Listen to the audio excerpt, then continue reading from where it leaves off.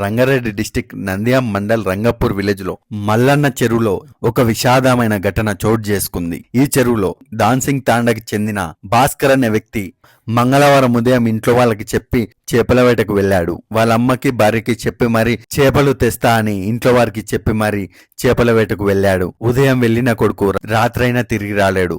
తమ కొడుకు ఇంకా రాలేడని చెరువు దగ్గరికి వెళ్ళగా చెరువు దగ్గర కనిపించిన భాస్కర్ వస్తువులు, ఇదే భాస్కర్ బ్యాగ్. ఈ బ్యాగ్ లో చెప్పులు, టీషర్ట్, ప్యాంట్ కనిపించడంతో ఇంట్లో వాళ్ళకు అనుమానం వచ్చింది. ఇంట్లో వాళ్ళ అనుమానం రావడంతో దగ్గరున్న వాళ్ళకు ఫోన్ చేయగా వాళ్ళు వెంటనే వచ్చి పోలీసు వాళ్ళకు సమాచారం ఇవ్వడం జరిగింది. మంగళవారం పోలీసులు భాస్కర్ ని ఆ చెరువులో గాలించడం జరిగింది. మంగళవారం ఏ ఆచూకీ తెలియలేదు. బుధవారం ఉదయం రెస్క్యూ టీమ్ తో గాలింపు స్టార్ట్ చేసిన పోలీసులు ఉదయం నుంచి వెతుకుతుండగా చివరికి భాస్కర్ ఆచూకీ తేలింది.